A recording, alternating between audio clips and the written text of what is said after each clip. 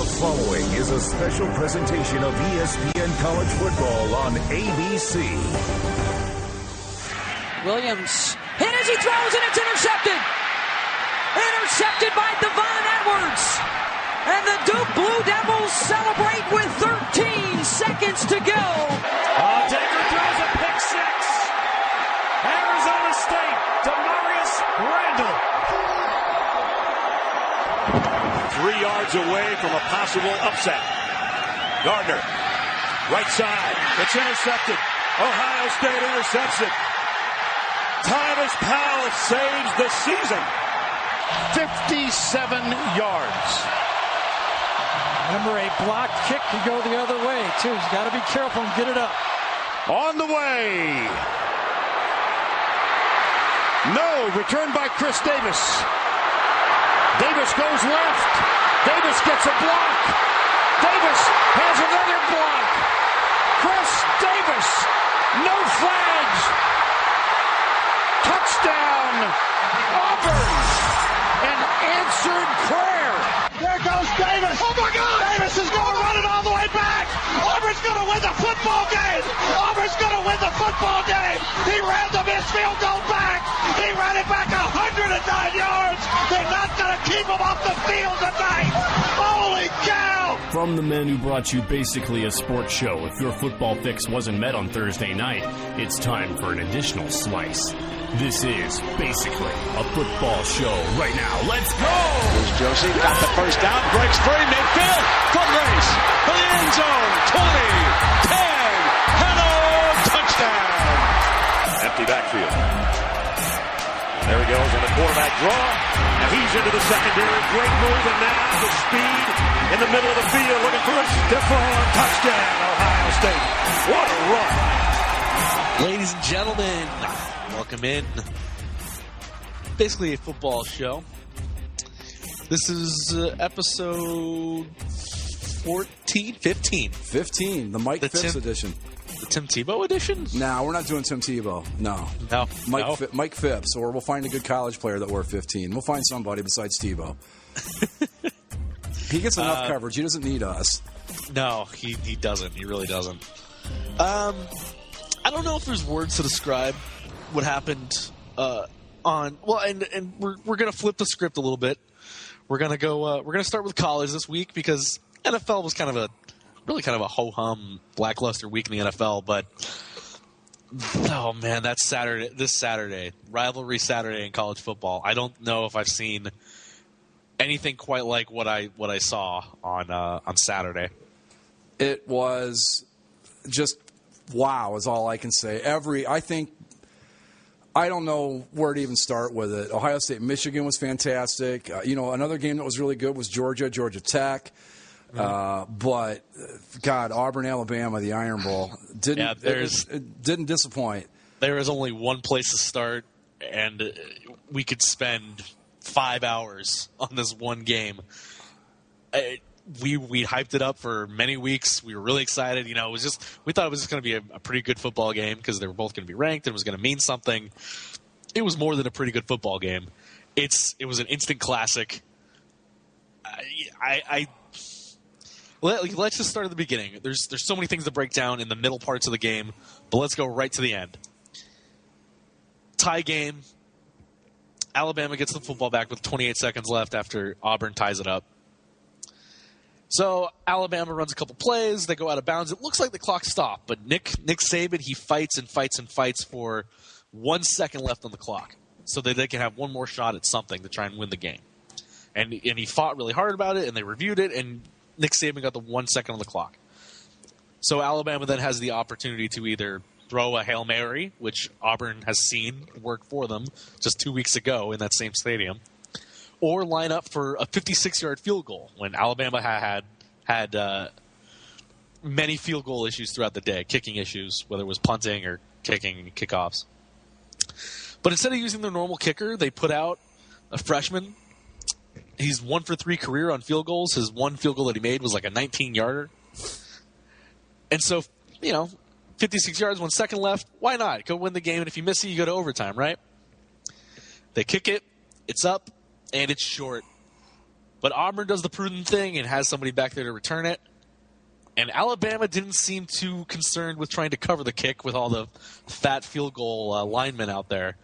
And Auburn returns the field goal 109 yards as time expires to win the Iron Bowl 34-28 in probably the most miraculous finish I've ever seen with my own two eyes. And I've seen it. I've seen all the other great finishes on highlights, whether it's the bands on the field, whether it's Doug Flutie, whether it's that Ohio State or Miami Fiesta Bowl. This topped anything I had ever seen on a football field, and I didn't have the words to describe what had happened immediately after. All I could say was, wow. I sat there with my jaw dropped for a game, I don't have any interest in other teams. Pure and simple, the most amazing thing I've ever seen on a football field. I was just going to ask you if you thought it was the greatest finish ever. I think it was. Oh, yeah. Granted, there was the Cal-Stanford game. The band is on the field. But that game was just a couple of teams. The biggest thing to come out of that was it knocked John Elway out of a bowl. Right. The Flutie Hail Mary was in the Orange Bowl. It really was meaningless. I mean, it was a great play and all that, but it was pretty meaningless. This had this one play that it swung the entire national championship picture on one play. Mm-hmm. And what a great game. The thing that I'm most shocked by, I think, and I'll ask you if you agree, I think that this might be the first time I've ever seen Nick Saban get outcoached by someone. I think he was outcoached in this game, flat out, plain and simple. And I think had he not outthought himself a couple of times, Alabama probably wins that game, but he didn't. And all credit to the Auburn Tigers. They hung with Alabama, and they tied the game up. And, wow, it just might be one of the – I don't know, man. Like you said, I don't really have words to describe it, but I do know that play swung a whole lot of stuff in a whole lot of different directions in one play. Auburn wins the SEC West. They move on to play in the SEC title game.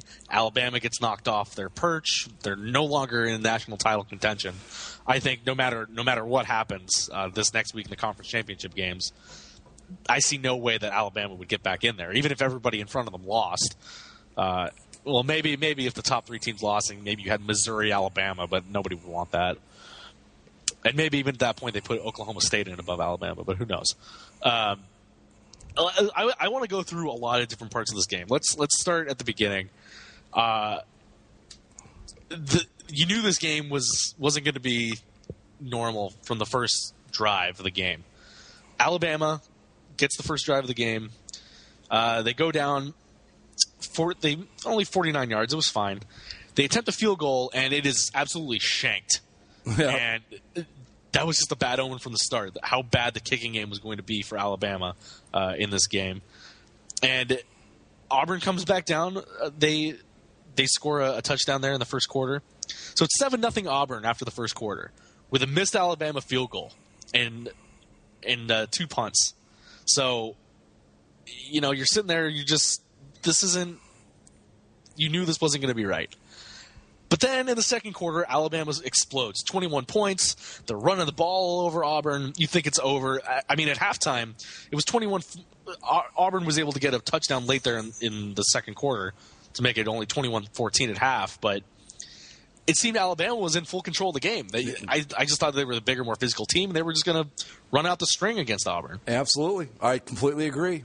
When it was 21-14, I even said it's over. Right. Because my feeling was that if it was close, that favored Alabama every step of the way. My thought was that for Auburn to win that game,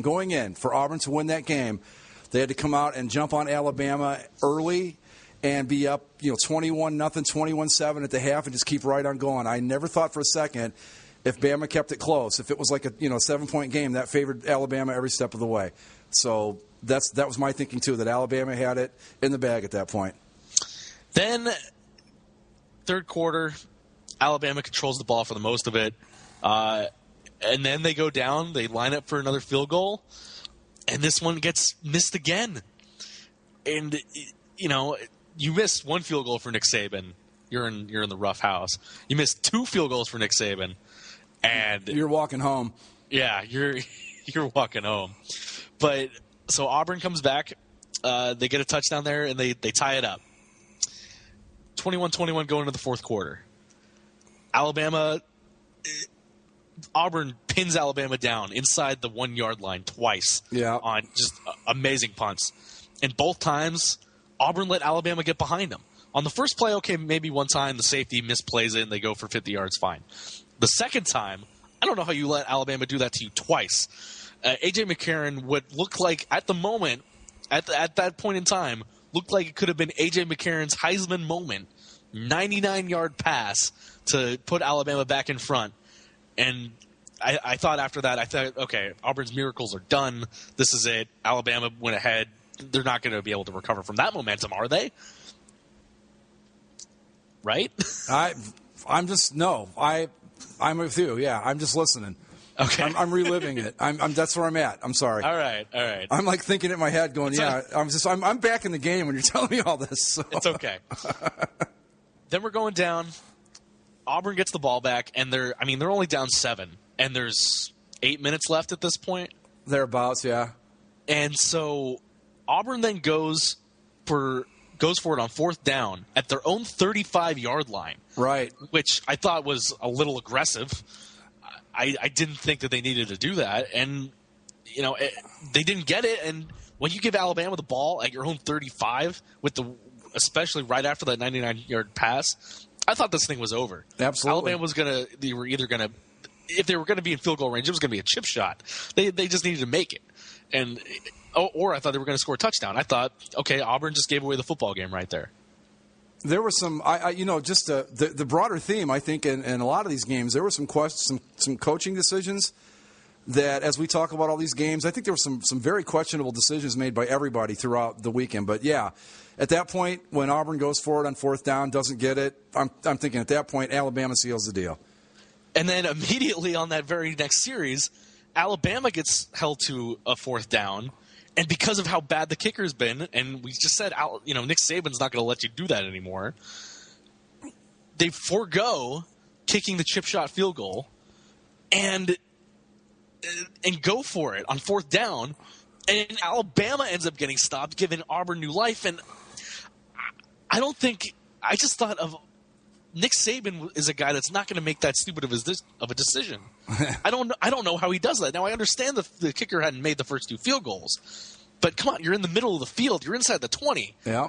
I don't know how you go for it. And then it was kind of a lackluster play call. Yeah. And Auburn stops it, and now they have life to go back down and do something with it. It was – that's what I mean. I go back to what I said right at the top. I just think that Nick Saban – for all the praise we heap upon him, he did not coach a good game on Saturday. No. I just don't think he did at all. But, yeah. Now, luckily for Alabama, that didn't come back to bite them ultimately. That fourth down wasn't the end of them because they force Auburn to punt. And Alabama drives back down, and now they're in field goal range. Now they can ice the game. There's about 2 minutes left, 3 minutes left. So Alabama, okay, we went for it on fourth down last time. It was a bad decision. We're going to put the kicker back out there this time. And Auburn comes up and they block it. And it was a low kick. It was a bad kick, but Auburn ultimately blocked it. The guy that blocked it didn't even jump. That's how bad a kick it was. Yep. And it practically hit him in the face. I mean, that's Nick Saban is having kittens on the sideline. At this point, yeah. He's just beside himself. And Auburn goes down, and when Auburn goes on this game-tying drive, I have no idea what they're doing. They're running the ball. They're running a read option. I'm looking at the clock. I'm like, what the hell are they doing? They're not taking any timeouts. They're going and going. I'm like, they're going to run out of time. They're going to kill themselves. And after 7 straight read option plays, the quarterback, Nick Marshall, then takes another read option out to the left. The linebacker and the corner jump up on him, and just like I've done in a video game numerous times, you fake the run and you put it right over the computer that you glitched into coming to chase you. Wide open, receiver down the sideline, takes it in. Auburn ties the game with 32 seconds left. And let's not forget, too, that the ball that Marshall threw was pretty much a knuckleball. That is not going to be one of the prettier passes you're ever going to see. He was just running, grabbed it, didn't even have the laces, and just kind of all he had to do was get it over the corner and hope the guy caught it. Yep. And he did. There was nobody between him and the end zone. And then, as we said, Alabama goes down. Instead of either running out the clock, trying the Hail Mary, they kick the field goal, knowing that it could either be blocked, it could be returned like this. And, with the field goal, there's all these big fat linemen on the field. Well, these guys don't cover kicks, and I don't think they didn't look like they were ready to. Here's the thing, and this is what I guess really floored me. With the problems they'd had with the kicking game all day. Right. 1 second left on the clock. Okay. Right. Worst case scenario is that you're going to go to overtime if you throw a Hail Mary, or you could get intercepted, whatever. But isn't the smart? There's less risk taking the Hail Mary shot, I think. There's less risk, but isn't the smart play at that point to just take a knee and go to overtime and take your chances? Well, that's why I agreed, because Nick Saban fought tooth and nail to get that extra second. Yeah. And ultimately, that extra second was the one that came back to bite him.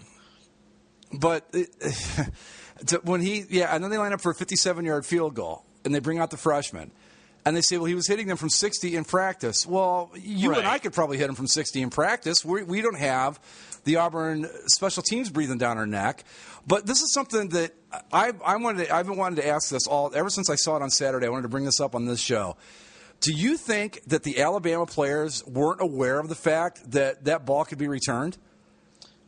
I don't think so. That's what I kept saying is they didn't look like that they even knew to cover. Right, and they didn't have a coverage team out there either, which is a big problem. But it just seemed to me that their reaction made me wonder if they even knew that he could do that. And that's you'll never know, but yeah. But. And it led to one of the greatest plays we've ever seen. One of the greatest plays of all time. And because, for whatever reason, college doesn't record the yards that you gain in the end zone, it only goes down as a 100-yard reception. But that was a 109-yard touchdown return. Every bit of 109 yards, almost 110. I mean, his back foot was almost on the back end line there, yeah. Oh, yeah. No, it's inches away from just going out of bounds and going to overtime, and nothing gets thought of it. But in the end, it's the most amazing play I think I've ever seen, with so much ramifications to it. Like, not only was it just amazing, it wasn't just one of those amazing plays like we outlined. The fallout from it, knocking Alabama off its perch. Alabama looked primed for a third consecutive BCS title, and now they're not. Now there's got to be a lot of things to happen to somehow get Alabama back in there. Auburn ends up going to the SEC title game, and Auburn. What a job by Gus Malzahn this season. Yes, absolutely. From where Auburn was last season, they were combined 2-4. Missouri and Auburn were combined 2-14 in the SEC last season. I think Auburn went 0-8 in the SEC last year. Right. I'm pretty sure, yeah. And now both of those teams are going to be playing for the SEC title on Saturday. Yep. An amazing job by Gus Malzahn and Gary Pickle at Mizzou, and we'll talk about Missouri in a second. But yeah, to Malzahn's credit, that team was I read an article about them in Sports Illustrated a couple of weeks ago. They wrote a whole big write-up on Auburn this year. And just the way that he turned around the attitude of the team and the whole thing, it culminated in what we saw on Saturday. This is a team that just absolutely, and especially after the miracle against Georgia a couple of weeks ago, they just never think they're out of it. And, my God, what were the odds of that happening? 100-1 at best. Oh, man. I mean, especially, like you said, 2 weeks after. Right. In the same stadium, the Hail Mary tip. It's Auburn, and a lot of people have said it, Auburn just looked like a team of destiny. And part of that probably factored into them just hanging around here against Alabama is they thought that at some point we're going to come back and we're going to be okay. But that's the thing. Even though it may seem the odds are incredibly stacked against you, if you've got the whole team believing that something will eventually happen in our favor, they are more inclined to go out and make something happen in their favor. And that's exactly what they did. But I just want to go back to the return itself for a second there. I'll tell you how great this game was, all right? This will really give you a good picture, basically, of football show listeners. My girlfriend watches about one football game a year. It's the Ohio State-Michigan game. She watched this game with me, and after it was over, she said, my God, this has been a really good college football Saturday. That's how great it was. But she asked me, she goes, why would that happen? Well, and I just like everybody else has pointed out, they were not kick coverage people on the field for Alabama. They were offensive linemen, and that's why. And to Gus Malzahn's credit again, before that kick, Nick Saban took a timeout to try and get the extra second. Right. Then Gus Malzahn took the timeout again to bring his team over, and they designed a return play. Right. When you look at it, they set up the wall immediately. Yeah. They were ready for this return. They knew what they were going to do. It wasn't just the guy caught it and maybe he was going to get there, maybe not. They had it all set up. Another way that Alabama just didn't get in their lanes and wasn't even interested in covering it. And again, when something I'm going to say that you just don't hear very often, Nick Saban outcoached one more time. Yeah. And it's not something that you ever see, really. But then, but before I bury Nick Saban and say he coached a bad game, I also want to try to give him a little bit of credit. Did he really coach a bad game, or is it just one of those games where every decision he made went the wrong way? I think it's that. Yeah, because I don't. I mean, he was outcoached to an extent, but I also don't want to portray him as like he turned into a slobbering idiot and didn't know what the hell he was doing either. Because I think he just had some calls that didn't go his way. But right, because I mean, how often Alabama, with the size of their offensive line, the way they run the ball, how often do they not get that fourth down? Right. How often is Alabama going to miss 3 field goals? Right. And how often does that kick, that field goal, get returned? Almost never. I can honestly say that I don't think I've ever seen a field goal return for a touchdown in college football until then. I've seen it happen in the NFL. I don't recall ever seeing it in college football. No, I remember watching the Chargers did it against Minnesota a few years back, where they had a 109-yard field goal return. Right. And that was in the same game where Adrian Peterson set the single game rushing record. That was an amazing game all in itself. But it was a guy from the Bears that did it a couple of years ago too, right? Right, and it's something that you see in the NFL, because really in the NFL those longer field goals are attempted more often. Right. In college, you never see 56-yard field goals attempted. You rarely see anything outside of 45 being attempted in college. 45 is a long field goal for a college kicker. But this is a question I wanted to bring up while we're talking about this game, and this is something that I don't understand about. When you've got a powerhouse program like in Alabama or the big top name schools, why don't you have better kickers? Why don't you waste a scholarship on a great kicker? Because look at the difference it has made over the years. Think of back to Florida State back in the days when they were like wide right, wide left. Yeah. I mean, you've got all these scholarships. Okay, yeah, you want to use them all wisely, but you shouldn't underestimate the kicking game so much, because there are a lot of times when you're in a game like Alabama-Auburn was, where a good kicker makes all the difference in that game. If Saban's got a guy he knows he can rely on, we're not talking about this. Simple as that. And the thing to not forget, the kicker for Alabama in this game was the same kicker from that awful 9-6 LSU game from a few years back, where he was just shanking field goals left and right. So, he's been there for a while now, and it doesn't seem like Nick Saban's been all that interested in improving the kicker. Because really, when you're Alabama, most games aren't going to come down to whether the kicker is going to make these field goals or not. This is true. This is true. But yeah, the kicker is not as important in college, so I don't know if this is going to change and Nick Saban's going to waste a scholarship on a kicker next year. Probably not. But I don't think this is going to change the way Nick Saban thinks about anything. No, I said it last week. I said it since we started talking about these rivalry games. I'm an Ohio State fan. I went to Ohio State University. I love the Ohio State-Michigan game, but nothing beats the Iron Bowl, and you saw why on Saturday. Yep, and let's get to your Ohio State-Michigan game, because it looked early like it wasn't going to be topped. Well, first, as we're going down the rankings, Florida State obliterates Florida. Nothing to see there. Florida's been a bad team. Florida State is a very good team, with, barring any rape charges, the runaway Heisman quarterback. Which is now my biggest fear, is that Ohio State beats Michigan State next Saturday, gets the bid to the national championship game, plays Florida State, and guess what? Jameis Winston isn't there. So so people will delegitimize you again? No matter what, yeah. All right.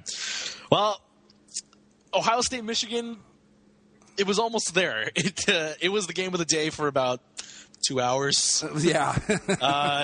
But what a game that was. Early on, the emotion in that football game, the fight at the beginning of the game, the Ohio State player that gave all the faithful there at the big house a nice little salute on his way out of the building. but it's really a shootout. Yep. Goes down to that final play. Michigan ties it up. Was it as time expired? Was there any time left on the clock? It was like 3 seconds. It was an extra point. So, yeah, there was time left because they had to try an onside kick after. There was about 32 seconds left, if I remember right. Yeah. Right. So Michigan gets the touchdown. They're down 1 point with seconds remaining. So then do you go for the tying extra point, or do you, like Brady Hoke, you go for – you're not having a great season. Beating Ohio State would make your season, keep your job safe, like super safe. Not that I think Brady Hoke's going to get fired, but safe enough to where people won't even think about it. And Brady Hoke took the game by the balls and went for the 2-point conversion. I applaud the decision to go for it for 2. I think that's a good decision. The play call that Michigan used to try and get that 2-point conversion, probably not the best choice. And according to some of the Ohio State players after, they knew that they were going to run either 1 or 2 plays once they lined up in what they lined up in. But Michigan throws a really short ball that's into triple coverage. That it never had a chance. Ohio State intercepts it, and then the onside kick ensues. But Ohio State holds on and wins the game. Yes, 42-41. And I would just say one thing I'd like to say about this game is that I was fully prepared to lose this game. When I saw Michigan hanging tough all the way, I thought, you know what? It just the law of big numbers says they've got to win every once in a while, and I was prepared. I'd come to terms with it, and I like the guts that Brady Hoke showed in going for 2. Thought that was a really cool move on his part. I'm glad he did it because it made things real easy on our end. But this is the question I've had ever since. Your team has – because the argument was we couldn't stop Ohio State all day. That's fine. That's true.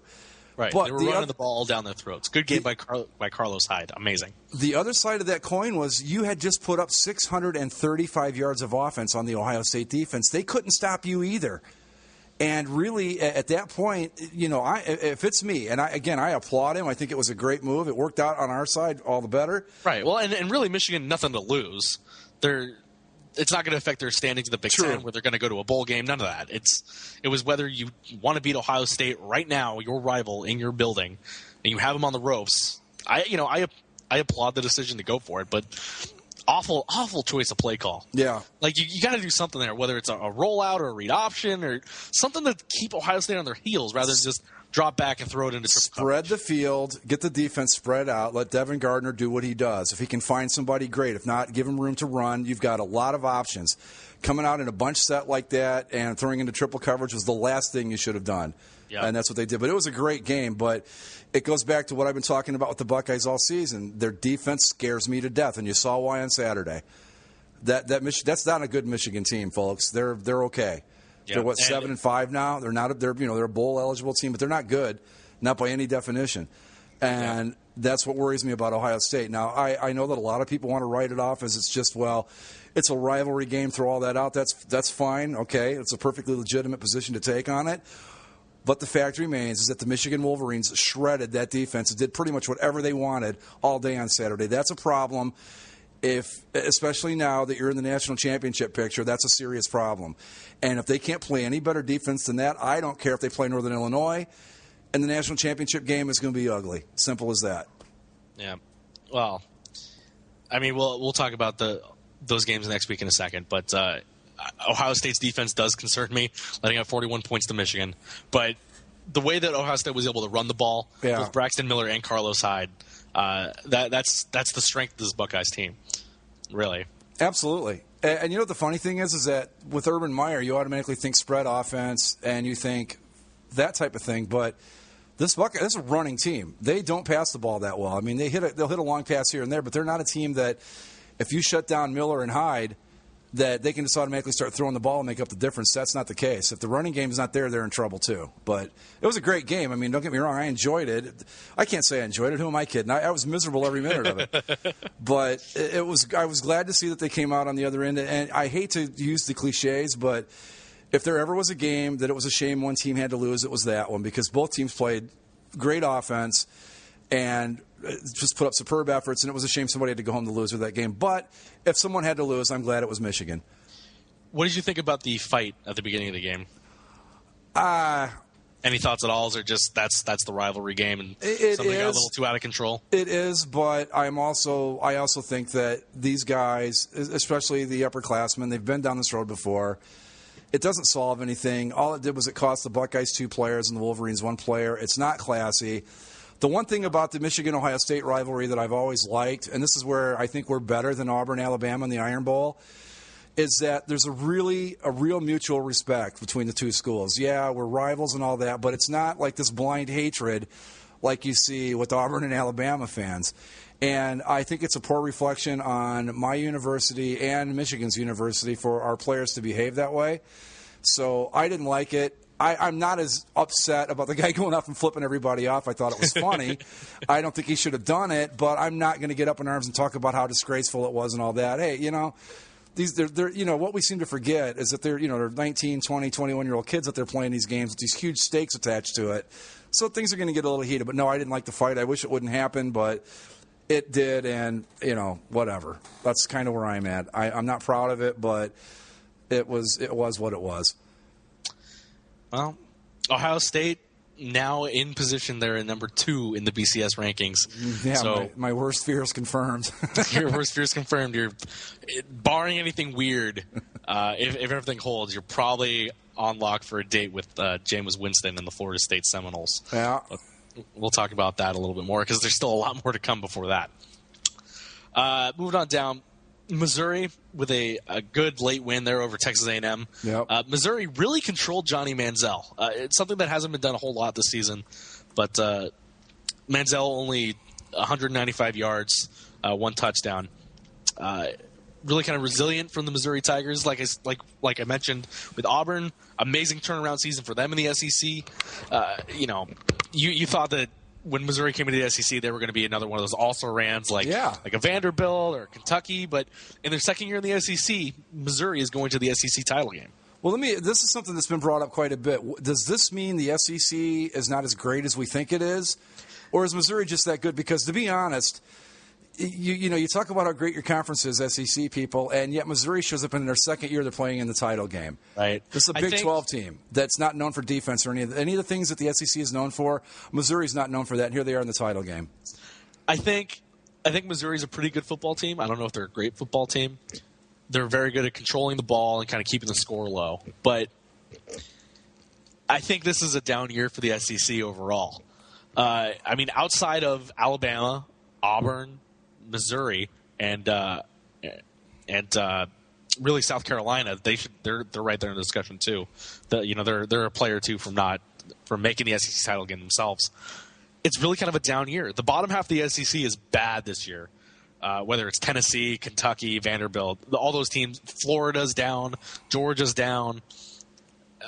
The power teams in that conference. LSU, they had a pretty good season, but not up to LSU standards. Right. Texas A&M, not as good as they were last year. That defense is awful. Johnny Manziel has been held pretty well for most of the year. He hasn't been as explosive as he was last year. And I think of all the years for the SEC to break their streak, and I know a lot of people are going to be all up in arms about that. Well, the SEC's won 7 straight BCS titles, and it's whatever. It's a down year in the SEC. I think it's as simple as that. When you see Missouri in there, and all credit to Missouri, all credit to Auburn, those aren't great SEC powerhouses like we've seen over the last several years in the SEC. No, not at all. But good on Missouri. It's going to be an all-Tiger affair there in Atlanta next weekend. Yeah. Auburn versus Missouri. There are way too many Tigers. You add in LSU, and right. Somebody needs to get a new mascot there in the SEC. Yeah, I can tell you it ain't going to be LSU and it ain't going to be Auburn. So Missouri might want to start thinking about that. Yeah, right. But Missouri had a great season. If you remember, way back, was it like week 4? Their quarterback went down. Yeah, after they beat Georgia. And he came back in the last few games. So yeah, but we kind of thought at that point that they were in trouble. And then the freshman kid came out and they won again. And then. Well, to be honest, the next game they played, they were playing Florida, and we didn't think Florida. We thought Florida was a little bit better than they ended up being at that point. Yeah, but that's what I'm saying, though. I mean, they overcame a couple things, and they kept the ship righted until the more experienced QB came back, and here they are. I mean, I think it's great for Missouri.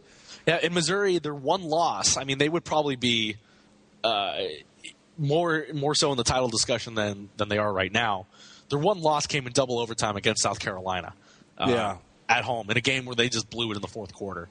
So Missouri, they could very well. They're a few plays away from being in the national title picture themselves. Well, see, that's kind of what I mean, I'm not taking a thing away from Alabama. I think we've talked about this a few times throughout the season on the show. Sure. Yeah. Alabama is Alabama. There's no question about it. But I think that we all thought that a lot of the reason they were ranked number one is because there wasn't a reason not to rank them number one. Exactly. I don't think anyone thought they were as dominant as they have been in the past few seasons.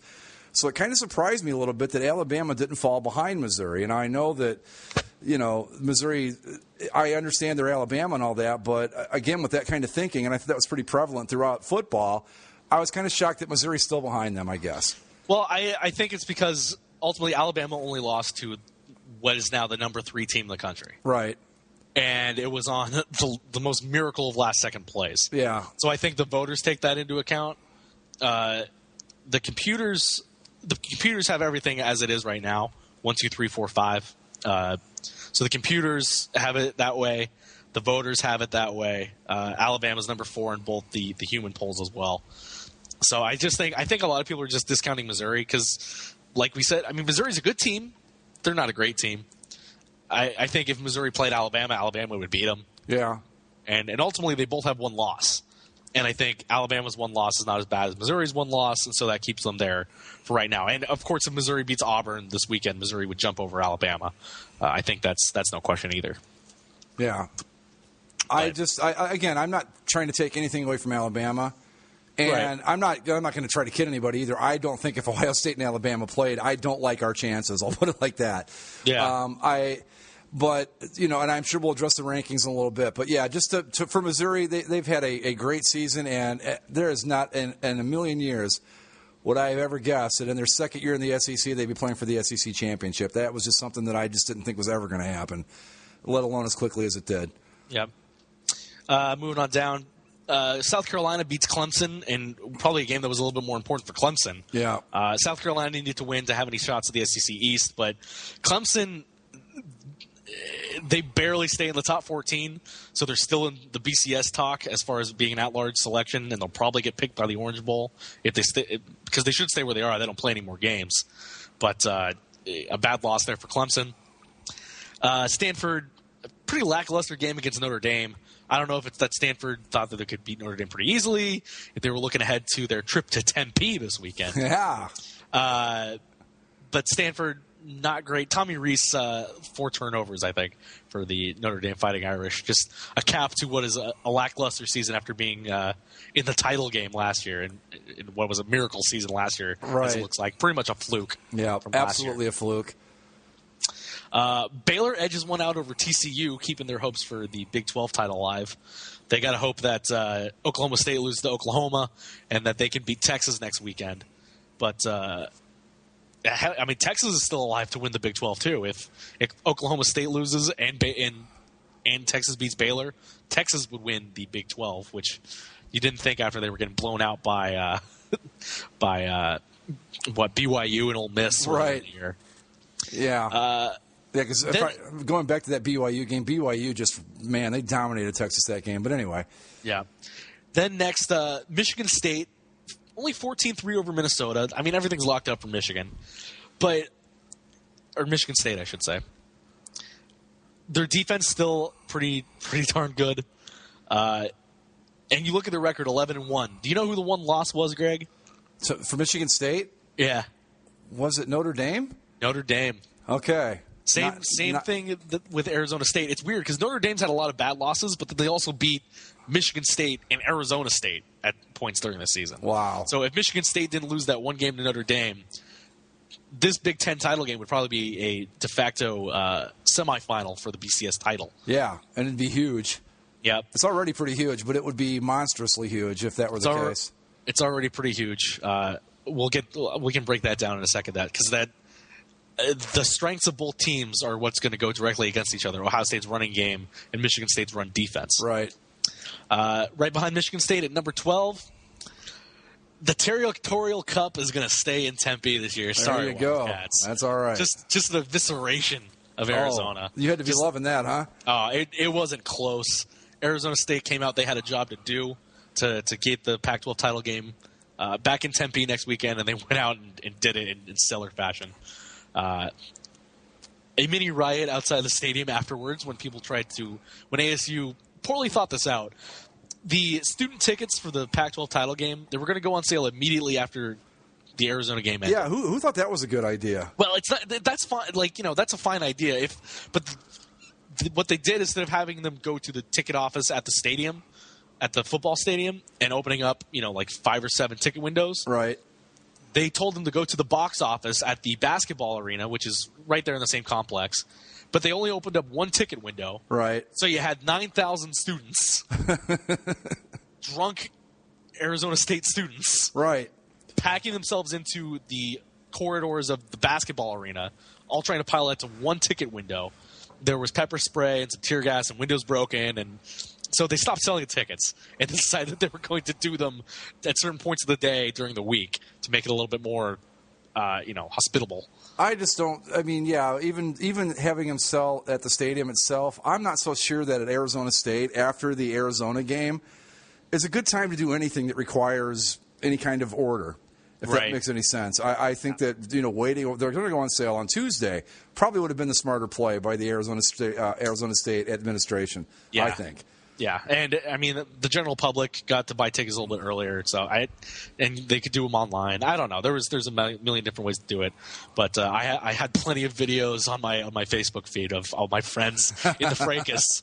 A couple black guys. One of them got some pepper spray, but nice. Yeah, good showing there. It's but that's all settled, and after a pretty lackluster game by Stanford and a lackluster kind of finish by Stanford, Arizona State's gotten steadily better over the season. And now that the Pac-12 title game's in Tempe, I have a little better feelings about it. But we'll get into all those games here in a second. Moving on down, other games of any importance. We had talked last week how I thought it was weird that Wisconsin kept getting projected as going as an at-large team. Yeah, that's over now. By the CBS. Yeah, they lost to Penn State pretty bad there. At home, right? At home to Penn State, 31-24. Good rebound by Penn State after a couple bad years there off the field, but nice to see. Good job by Bill O'Brien there. Are they bowl eligible yet, or they still got to wait? They're 7-5. No, I mean, but are they allowed to? Is what I'm saying. Oh, are they still? I don't think they can go to a bowl game this year either, right? I don't know. Well, I'll have to find out. I don't think so. Yeah, I think they're still like not allowed yet, but they've kind of. It's nice to see them getting the program back together, and it finally has reached the point, I think, where when I look at them, it's the Sandusky horror is not the first thing I think of anymore. I'm still reminded of it, but it's not the first thing that comes to mind. So that's good for them, because the people there now had really nothing to do with it. So let's move forward. Yeah, we'll finish up the Saturday games because there were a couple of important ones there on Thursday and Friday. In the Battle of L.A., UCLA still runs the town this year, unfortunately. 35-14 over USC. There was a fight in this game too. Pretty dumb fight. Just it was in like the first minute of the game too. So the guy got ejected and got to not play the entire game. But this was the last game for Ed Orgeron as head coach of the USC Trojans. Yeah.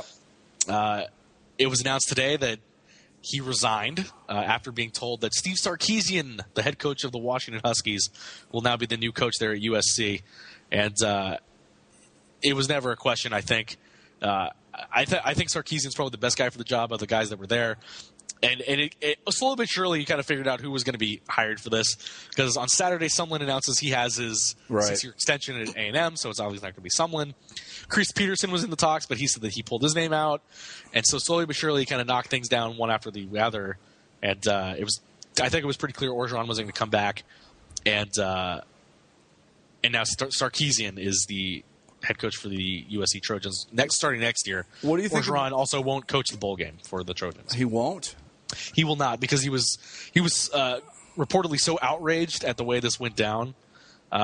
Because then, Pat Hayden offered him the opportunity to stay with USC as a assistant. He'd be one of the top paid assistants in the country because he's a great recruiter and all that. Obviously a lot of emotion for him, but Yeah, he's not. He said he's not going to coach the bowl game. The offensive coordinator will be coaching the bowl game. Wow. Bowl game USC ends up going to. So USC and all that fun they were having and all the way Orgeron got them fired up, that's all over now. That's all over, yep. They're not going to be worth a damn in the bowl game because Probably of this. not. I guess I'm a little where they end up going, but yeah. I'm a little surprised that he didn't stick around, but then again, a lot of people thought he earned the job. I was one of those people until I started listening to some of the arguments against him getting the job, and I thought, it makes good sense. And like you've said, the job he did at Mississippi was pretty bad. So he did a bad job in Mississippi. It's really there was no way for anyone to lose after coming in after Lane Kiffin. Right. It was a good situation for him, and he ran with the emotion, and that was what fueled this USC team over the last few weeks. But it even looked like some of that kind of started to die when they were playing against UCLA in this game. Yeah, because I thought that game was going to be a lot closer than that, but UCLA just blew them out. It was it was never really close. Yeah. So and of course, apparently something came out during a pep rally. The USC called UCLA a bunch of little boys, and Jim Mora took that, and in the press conference, he's like, well, we showed him what a bunch of little boys can do when they play some good football. Yeah, I can't wait for the post-game conference, if it gets this far, for the Buckeyes after the national championship game when somebody from Florida State's like, so, you were going to wipe the floor with all of us, huh? Well, it wasn't wipe the floor. It was wipe the field. Wipe the field, whatever, yeah. But so I'm just waiting that great Ohio State education. I can't wait for those chickens to come home to roost. So. Yeah. But these players, I get that they get fired up and stuff and all that, but you need to kind of keep your mouth shut sometimes. Yeah. So, oh well. Anyway, finishing up the Saturday slate of games, the Duke Blue Devils. Yes, sir. Fourth quarter, they come back. I mean, it was a tight game throughout, but Duke gets a last-minute field goal there to beat North Carolina, win the Battle of Tobacco Road, and get their 10th victory. Something the Duke Blue Devils have never done, a 10-win season there in Durham.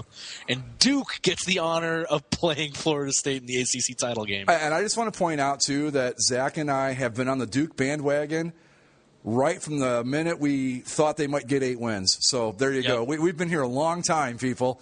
Yeah. It's amazing. I don't – there's plenty of good candidates for Coach of the Year, whether it's Gus Malzahn or Gary Pinkel, or even Todd Graham at Arizona State. But I don't think there's any way Dave Cutcliffe doesn't win this award. I don't know how he couldn't, because this is a 10-2. Well, we talked about it back when they were 7-2. Yeah. We're like, man, this is a great season for them, and we would joke maybe they might get to 9 wins. Wouldn't that be something? Mm-hmm. Here they are at 10-2, and in the ACC championship game with a chance. It's a minute one, mind you, but it's still a chance to really screw up the national championship picture again. Wouldn't that be something? Oh my God! If Duke beats Florida State, and then Ohio State gets to play, I don't know, Auburn. I tell you what, if Duke beats Florida State in the ACC championship game, I think Duke deserves to go to the BCS title game. They will have earned it, believe me. Yeah. I couldn't even imagine it. I don't know if I want to live in a world where Duke's the ACC champion, but it'd be pretty fun. Yeah. But yeah, I mean, just what a great season they've had, and they just did it in such Duke fashion that last game. Yeah. Let's round up the couple of the earlier games there, earlier in the week. We mentioned it on basically a sports show, the Northern Illinois Huskies. Yeah. They win their game on Tuesday with some awful uniforms. But thanks to what happened on Friday, there's no more controversy over who should be the BCS Buster.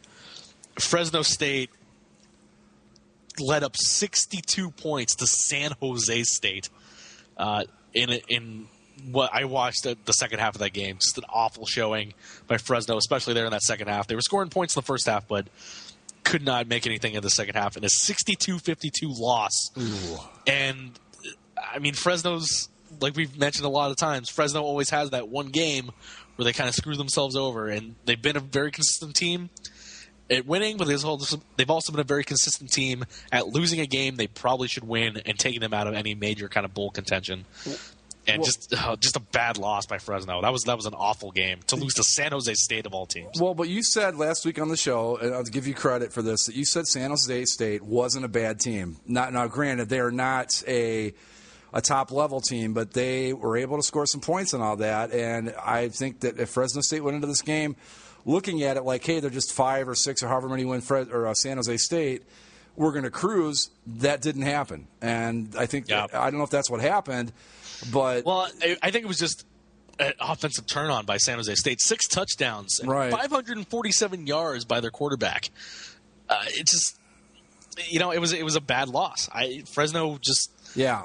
They didn't show up in the second half of that game. They were scoring points early, 27 points in the first quarter, 14 in the second, but they lost any sort of drive they had in the second half. And, they probably weren't going to jump over Northern Illinois anyway, and especially if the game kept on being as close as it was, even if they did end up winning. But Fresno's clearly out of any BCS talk. Yeah. And I guess enjoy the Las Vegas Bowl. Yeah. Or whatever they're going to end up going to. Well, that's assuming that they don't lose in the Mountain West title game against Utah State. I'll tell you, we talked about San Jose State. Utah State's another team that I don't care who you are, you can't take them lightly. They're a good football team. Yeah, they're can a score decent some points. Team. Yeah. Yeah, if San Jose State can lay 62 on Fresno, I fear for what Utah State might be able to do against them. But yeah, it's a shame that Fresno State's out because the last thing I wanted was Northern Illinois in another BCS Bowl this year. And that's what we're going to get. Well, and I mean, there's still hope. Jordan Lynch had another good performance for Northern Illinois, but there's still hope. They could lose in the MAC championship. There's always that. They could lose in the MAC championship to Bowling Green, but I doubt it. I doubt it too, but I just had to throw some kind of hope out there for. Yeah. Also on Friday, the Civil War up in Oregon, or the Highlighter Bowl. The Highlighter Bowl, yeah. My God, it was the construction site versus the Highlighters. It was interesting to look at. Now, I love color-on-color matchups, especially in these rivalry games. Yeah. Especially when you can get teams that their colors are different enough to where you can tell them apart. But Oregon State and Oregon made sure that you could tell who was who. Oregon with the all-orange look, the all-bright orange look. Right. Or Oregon State with the all-orange. Oregon with the bright green jersey and the bright yellow pants and socks. Yeah, for all those people with a dark green helmet, which was odd, but for all those people out there that say Oregon should put more of their school colors into their uniforms, careful what you wish for, because those weren't exactly their school colors, but it was a sight to see. But it was a great game. It was a really good game. Yeah, Oregon went up 14-0 after the first quarter, and in the past, at least this season, when Oregon gets up early, they're going to run away with the game. But Oregon State showed some fortitude there. 17 points in the second quarter, tying it up going into half. And just a dogfight all the way down to the end. 36-35, Oregon wins over Oregon State. The one thing I want to talk about that's not necessarily anything to do with the game, just I think announcers are kind of dumb sometimes. Because after every touchdown, and they've done this for several years now, Oregon lines up in that swinging gate formation, right? Where, you just have the center and a blocker and the quarterback, and then you put receivers and linemen out to the sides, and you try to get the matchup of numbers. Half the high school teams in Ohio do that exact same formation on extra points, yep. Right. And so one of the announcers was like, can you explain to me why Oregon does this? It looks like they're going for 2. Like, oh my God, Oregon's going for 2, and it was like, oh wait, no, they're changing back. Why do they do that? It's like they've done this forever. They see if there's any numbers, they match it up, and if it's there, then they go for it. If they don't, they kick the field goal. It's not something new. Everyone does this. What killed me about it was that it was the announcer fell for it again towards the end of the game, where you think he would have been used to it at this point. Right. In the fourth quarter, he goes, "They're going to go for 2." Oh nope, wait, no, they're not, and. I think the color guy said something to the effect of, "Yeah, they've been doing this all night," or something like that. But right. I get it. The first touchdown of the game, maybe the first couple times, but man, you're in the fourth quarter and they've scored. They ended up with 36 points for the night. Right. So they've done this a few times at this point, and you would have to think that a good announcer would have figured it out, but nope. But anyway. Yeah. Other games on Saturday, LSU with a tight one over Arkansas. LSU, good season. Nothing to really write home about for them. 9-3 overall, and they beat the rival. And UCF, they beat South Florida in a tight game that, again, shouldn't be a tight game. But UCF clinches at least a share of the AAC title. And so looks like UCF's kind of solidifying their spot as the automatic qualifier from the American Conference. UCF, the Knights. Anyway. I like the Knights. I love the mid-major programs, but again, this conference, especially we've got Louisville heading out for the ACC next year, right? Yeah. Is Syracuse in the ACC already, or are they still yes. in? Okay. Syracuse and Pitt joined this year. Okay, so basically next year this conference becomes UCF and what? Connecticut? Yeah. Cincinnati? It's time for the automatic bid to go elsewhere, or just make it another at-large, because that's ridiculous. Yeah. Well, I mean, the good thing is next year it doesn't matter. That's true. Yeah. Then we're gonna have the playoff system in place. So really, I mean, if there's people that think the other BCS games really don't mean anything now, they're going to mean even less starting next season once the playoff comes into play. But yeah, done with that. Thankfully, yes.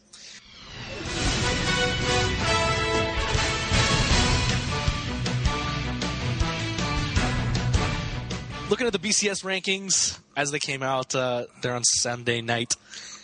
As we said, Alabama loses. They're off the perch from number 1. Florida State in at number 1. Your Ohio State Buckeyes in at number 2. And closing the gap pretty significantly, although probably not significantly enough, Auburn comes in there at number 3. Alabama 4, Missouri 5, Oklahoma State 6, Stanford 7, South Carolina, Baylor 8-9, Michigan State at 10, Arizona State at 11, Northern Illinois is there at 14, staying ahead of UCF at 16.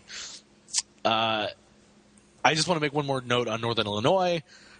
Somehow, we said in the Sagarin ranking a couple weeks ago that they were number 3. They're now number 2 in the Sagarin ranking, and I don't understand that, and that poll should be thrown out immediately. I don't understand. That's got to be the dumbest poll I've ever seen, because now you're telling me that they are better than everyone but Florida State. Right. Okay. But luckily their average went down because the other polls have moved them down, so they're only at 10. The top 5 in the computers are the top 5 in the BCS. The top 5 in the human polls are the top 5 in the BCS, so everything staying according to common knowledge at they're the top. Now we get into the conference championship game week where this is it. This is where things get decided. This is where we're going to make heads or tails of who's going to be a national title contender, who's going to the bowl games. We'll start at number 1, Duke, Florida State. Good season, Duke. Really good. You're not beating Florida State. They're already 29-point underdogs as of today. Yeah, and I'm not sure that's enough. Yeah, I mean, the game's going to be played in North Carolina at Charlotte, so maybe Duke has a good contingent there, but that's not going to make any difference. Florida State would beat Duke on the moon. I will say this. If Duke somehow manages to pull this off and win that game, it will be one of the greatest upsets in college football history. And I'm talking about a 10-2 team here doing this, but I really believe that. I love what the Blue Devils have done all season, but there ain't no way in the world they're going to beat Florida State. Just not going to happen. No, good season, Duke, but this is the end of the road for you. In your neck of the woods, the Ohio State Buckeyes taking on the Michigan State Spartans there in Indianapolis in the Big Ten title game. The story of this game is going to be strength versus strength. Ohio State is one of the best rushing teams in the nation. Michigan State's one of the best run defenses in the nation. That's either going to be a stalemate or one side's going to prevail. I'm probably going to lean towards a stalemate. It's probably going to come down to Braxton Miller making some passes. Exactly. I don't know if the Michigan State offense is good enough. They're probably going to have to get some scores there from their defense that they can force some turnovers or something. But let's not forget too that the Ohio State defense has got some serious flaws. So anything could happen. But you're right. It's going to come for the Buckeyes. It all comes down to one thing. Once they shut down your running game, can you pass the ball well enough to make up the difference? And I like Braxton Miller as a player. I just think that if you've got to go to a passing game, Kenny Guyton's your better option for the Buckeyes. But that's what it's going to boil down to. Yep. And we'll make some picks here in a second. Let's go through them. Up next, SEC title game, Auburn and Missouri. Just amazing turnarounds by both teams. Really, I mean, if something were to slip up, whether it's Florida State, doubtful, or Ohio State, maybe a little bit more likely, the winner of this game is going to be next in line for that BCS spot. Tiger-on-tiger action. there in Atlanta. And then in Tempe, Arizona State, with their win, hosts the Pac-12 title game over Stanford. And despite Stanford being ranked ahead of them, I read somewhere where ASU might just be a favorite going into this game simply because of home field advantage and the way they played recently. And I got to say, I like my Sun Devils shot there in a rematch at home against Stanford, who's been a little bit lackluster, and ASU showed that they can handle some big physical teams themselves. And really, I mean, if they didn't lose to Notre Dame, they'd be higher in the rankings. They'd be 11-1 at this point. But I didn't think 10-2 was realistic for the Sun Devil team, and here they are hosting the Pac-12 title game. I was just going to say, I think two things about this game. I think that you're right about Stanford. Once they were pretty much clearly knocked out of the national championship picture, I think they're a changed football team, and Arizona State is peaking at the absolute right time. So yep. I like their chances. Things are clicking offensively and defensively. Right, and they've got this game at home, and they've just got more to play for than Stanford does coming into this, I think. And the ASU crowd was bananas against U of A. And that's a rivalry game. It's going to be like that. But hosting the Pac-12 title game, just based on the reaction of people trying to get freaking tickets after the game, I think Stanford's going to go into one hostile environment there in Tempe. The Big 12 race comes down to two games: Oklahoma State, Baylor, Texas. I don't know. Oklahoma State's been able to score a lot of points, but that game in Oklahoma is always an odd one. And Texas holding on to dear life to try and win the Big 10 or Big 12 there, but Baylor might just hang 60 on them too. And then the MAC title game on Friday. Bowling Green takes on Northern Illinois in Detroit. Cue the crickets. Yeah. Let's pick some of these games here. Let's solidify the national championship race. Okay. Duke, Florida State in the ACC title game. Yeah, Florida State. Ohio State, Michigan in the Big Ten championship game. You go first on that one. I got to go with your Buckeyes.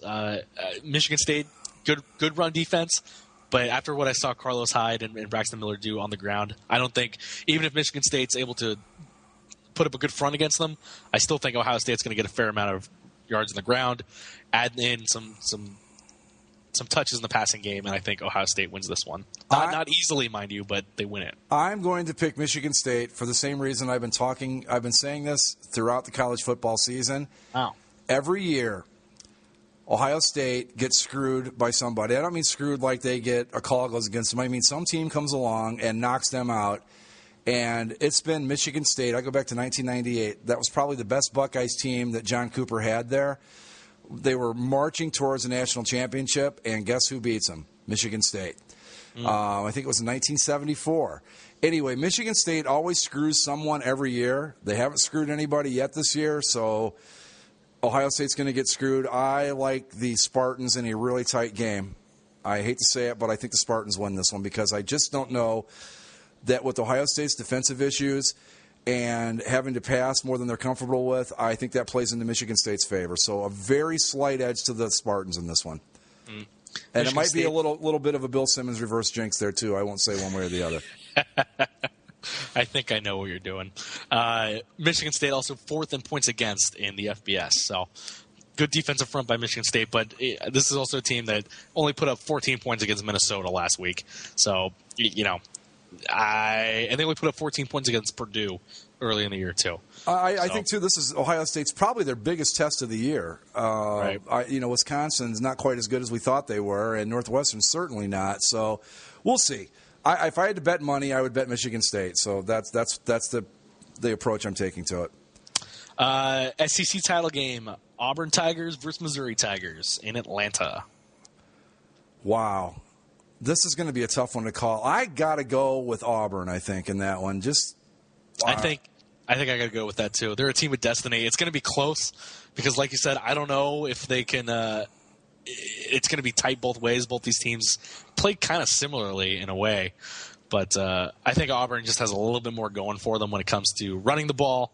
And they rotate guys in on defense all the time. So, that was a factor against Alabama, where Alabama tried to grind them down with their big physical play. But they have new guys in there all the time, and they're all worth their salt. I think Auburn's been there before too. But I think that they're just more used to this. I mean, Missouri.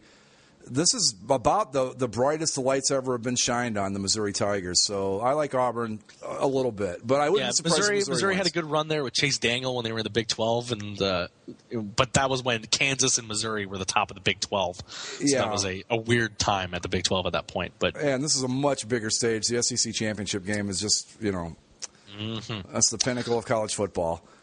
Pac-12 title game, Stanford Cardinal traveling down to the desert to take on the Arizona State Sun Devils. I like the Sun Devils. Like I said, they're peaking at the right time. They've been playing great football. Stanford has just they've started stumbling since that loss to, who was it? USC. And I think once they ran out of things to play for, they're a different football team. And the Sun Devils have got them at home. And the Sun Devils just have more to play for at this point because they're not where Stanford expected to be here. Arizona State, this is like one of those dream seasons, and I think that they seal the deal and ramp up their ticket to the Rose Bowl. The way Stanford lost to Utah, the way Stanford lost to USC, the way Stanford played in the last two games there against Cal and Notre Dame. Right. Arizona State's they're hitting on all cylinders. This game's at home. The crowd is a big factor there. It's it's not going to be hot necessarily, but I'm not going to pull any reverse jinx like you. I'm a little bit more confident in my Sun Devils. I'm going to call my shot. Arizona State Sun Devils will win the Pac-12 and go to the Rose Bowl. And I might have to make plans for January 1st to at least be in the tailgate. I don't know if I'm going to go inside, but I'm going to at least hang out around the building. Well, you know what? What kind of sucks about this with the Ohio State thing is now there's really kind of no chance they go to the Rose Bowl. Right. Yeah, if they win, they're in the BCS. If they lose, they're in the Capital One Bowl against an SEC team or whatever the next level. Because Michigan State would take the Rose Bowl spot. Right. Unless somebody wants to unless Ohio State doesn't fall that far and could still get picked up by a BCS spot. But you would have to think that BCS spot would go to Alabama at this point. Well, that's the thing. If you've got a couple at-larges out there and Alabama and Ohio State are available, that's who's going to get it. Right. The Buckeyes will still be in the BCS running, but it won't be for the Rose Bowl anymore. And you know what? I'm going to go back. I'm going to pick my Buckeyes in this game, and I'm going to quit trying to downplay expectations. I think they make a statement on Saturday. I think they want to show everyone they deserve to be here. So I think they win easily. I'm going to rescind my original comments. I just thinking about it. I think they want to prove a point. So I think they win. Right. And regarding those two games, I meant to say it after the SEC game. With the way that the BCS standings are currently, if Auburn, the margin of victory doesn't play into the formula at all, but it plays into the eye test for the voters. If, from what I understand, if Ohio State wins and Auburn wins, Auburn still won't jump Ohio State in the computers. They'll get closer, but they won't jump Ohio State in the computers. What's going to have to happen is supposedly 75% of the voters are going to have to put Auburn ahead of Ohio State if Auburn were to jump into that number 2 spot. And, I mean, there's precedent. It's happened before where there's been some lobbying, and the formula was a little bit different back then, but it was in 2004 when Texas went to the Rose Bowl to play Michigan. Right. For the last final weeks of the season, Cal was in that number 4 spot. Their only loss was to USC, who was going to the title game. So it looked like Cal was going to be the one to replace USC in the Rose Bowl, and everything was going to be hunky-dory. In the final game of the season, Cal had a lackluster showing against Southern Miss in a game that they had to make up due to a hurricane or something like that. And then Texas didn't play. They were idle. But there was a lot of lobbying from Mac Brown and a lot of lobbying from Texas fans with phone calls and emails. And they were able to get some of the AP voters and the coaches to change their votes and put Texas ahead of Cal when Texas was on an idle week. And that was enough to put Texas into the number 4 spot and make them have to be chosen by one of the BCS teams. And that only spot open was the Rose Bowl. So Texas ended up jumping Cal. So there is precedent for the voters kind of switching this. But was Cal undefeated? Cal was 1 loss, and so was Texas. See, it's not going to happen to an undefeated team. Right. I just don't. I can't imagine. These guys are the ones that set up this system. Deservedly or not, and you can debate that all day long. Who deserves to be there more, Auburn or Ohio State? I know the odds makers put Ohio State as 2.5-point favorites over Auburn. in a neutral field. Now, you can, for whatever that's worth to you, but as long as Ohio State remains undefeated, they will not move out of that number 2 spot. It's just that simple. Yeah. I mean, the precedent, if Cal had been undefeated and Texas had one loss and it happened, then I'd say, you've got a precedent there. But as long as they're undefeated, they're not going anywhere. I agree. I mean, it's going to be tight, and I thought it would. I mean, the margin's tighter than I even thought it was going to be. But even with that tight of a margin this late in the season, it's just it's hard to make up that much deficit in one game, especially because with Michigan State being 10. Yeah, that helps out a lot. Yeah, because now they're going to beat a top 10 team if they win on Saturday, so that will help them too. And I thought it would have helped out Auburn a little bit more had Missouri not stayed behind Alabama if they were number 4. I mean, it wouldn't make too much of a difference, but I think it would have made enough of a difference that it could have been a factor. But I don't think that's the case anymore. But I just want to say this though: look at the top 4. What a playoff this would have been this year. Well, and this is actually the interesting part because I was listening to one of the guy that's the BCS expert on ESPN, and according to what he's been told by what the criteria would be for the playoff next year, some people think that Alabama wouldn't even get to go to the playoff next year because they put a premium on being a conference champion. Sure, they should. And they put a premium on, when you lose and things like that. So, it would be pretty easy to say that the top 4, Florida State, Ohio State, Auburn, Alabama, would be a playoff. That'd be fine. A lot of people would be okay with that. But other people think that they might select Oklahoma State over Alabama because they would be a conference champion. They have an equal kind of strength of schedule and point differential when it comes to them versus Alabama. And obviously they play different schedules, and the Big 12 is in the SEC and vice versa. But a lot of people think Oklahoma State would get that 4th spot because they'd be a conference champion. I agree with that. I think that rankings, and again, this is what they are before we go into the conference championship weeks. But I think in a playoff system, you have to give priority to the conference champion over just a team that lost one game at the wrong time. Right. So I think that's fair. But ultimately, and I'm going to go back to my playoff system for a second. You'd have the top 8 here, so you could put Alabama in there as an at-large, and you could make, you would have the winner of Arizona State. Stanford would be another in one of the slots, and it would work out really well. But whatever the case, next year, if it all plays out like it did this year, next year it would be easily solved. All of this. Yeah. You could have Auburn and Ohio State play each other if they get, if they both win their conferences and get. Let's put it this way: if the standings are like this next week, after it's all said and done, it would be a great playoff. Let's put it that way. Yeah, your first round would be either Florida State, Alabama, or Florida State, Oklahoma State, and Ohio State, Auburn. They could, they could decide all this conversation on the field, and it would be great. There would be no debate on whether Ohio State deserves to be there, or whether Auburn does, because they would be able to play it out on the field and decide it once and for all. Right. Just a quick look at what the BCS predictions, what the bowls would probably be under my predictions. BCS title game, obviously Florida, Ohio State, 1 and 2. That's done. That's easy. In the Orange Bowl, now this is where it gets interesting because the Orange Bowl likes to have a SEC or an ACC representative. And so Clemson, they fell down, but they're still at 13, so they're still eligible to be picked. And you would think the Orange Bowl would reach down and pick Clemson for ticket purposes and for the ACC factor.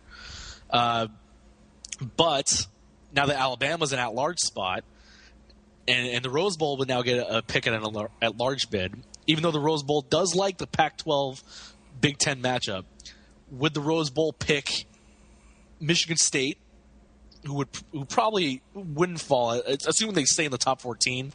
If Michigan State loses to Ohio State and they fall out of the top 14, then this isn't even an argument because there's no Big Ten team to pick in that top 14. But do you think that the Rose Bowl would go for the traditional matchup, which they have a lot of times in the past? The only times they haven't is when they've been contractually obligated to pick the non-Big Ten or Pac-12 school, like they did with TCU in Texas.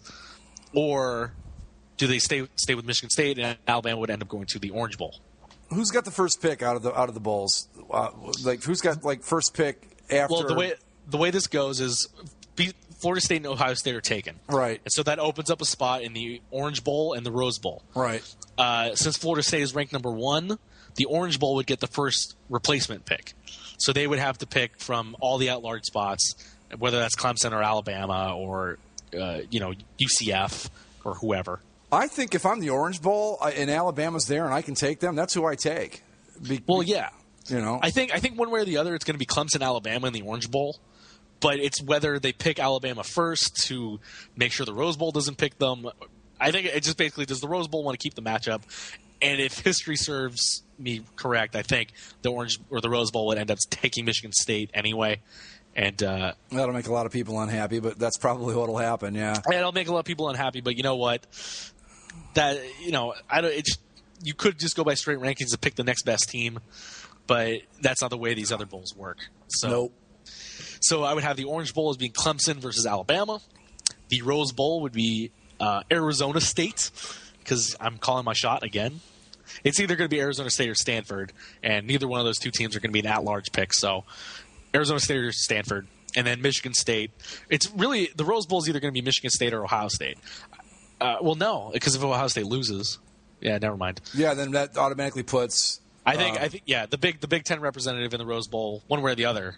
I think it's going to be Michigan State. Yeah. Now, here's the question: if Ohio State loses, do you see them as a BCS at large at that point with 2 losses or 1 loss? Yeah, because I don't think they'd fall out of the top 14, and Ohio State's a draw. Oh yeah. So maybe the Orange Bowl goes Ohio State, Alabama instead of Clemson. Oh God, well, that's something I didn't think about.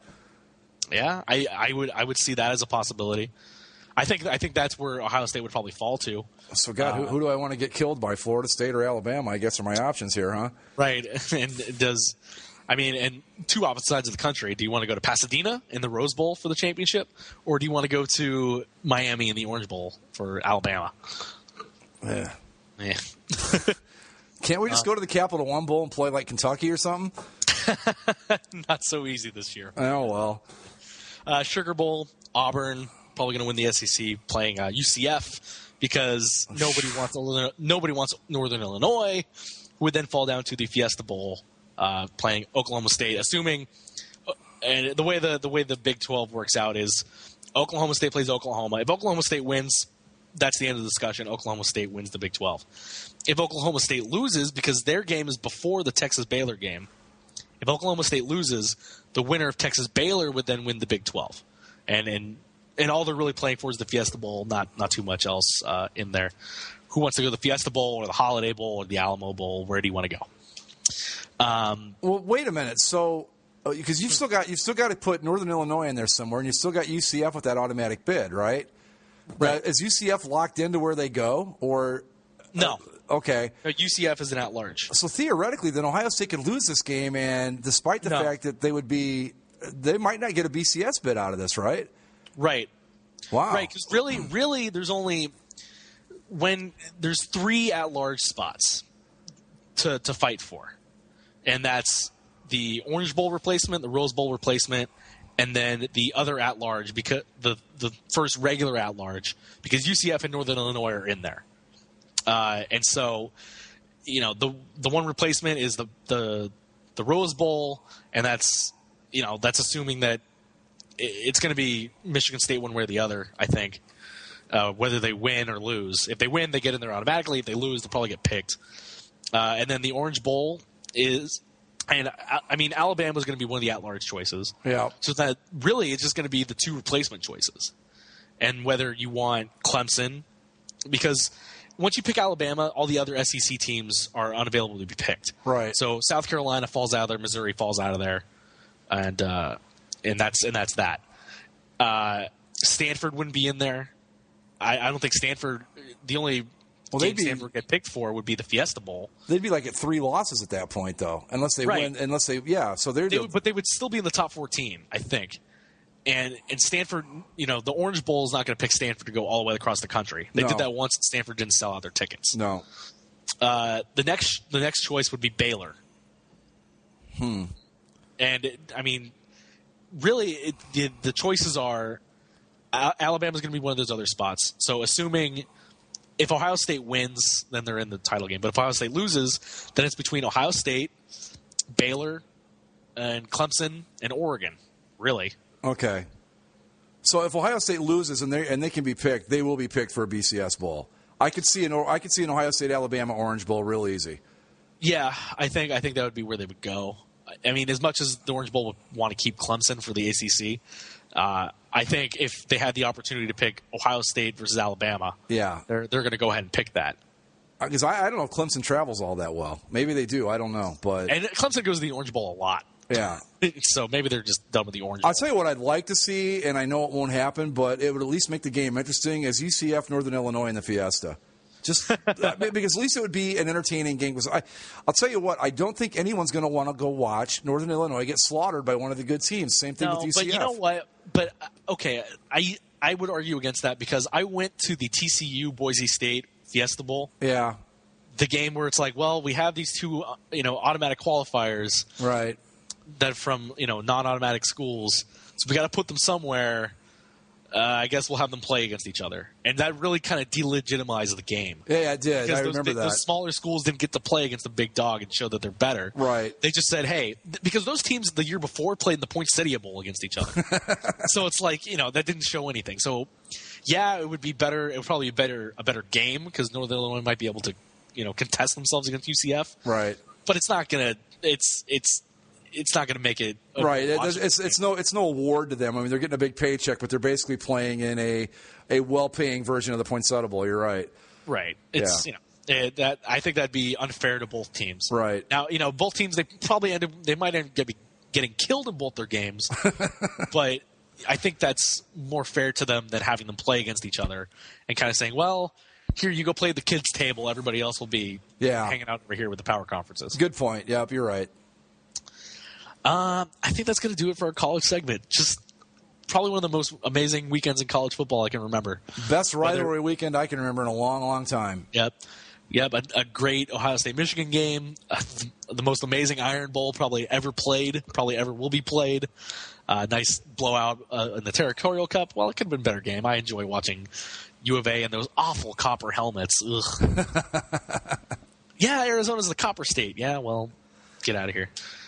Disgusting to look at, but well, you had a much easier time of it than I did. Like I said, I would love to tell you I enjoyed Ohio State, Michigan, but I was pretty much miserable throughout the whole thing.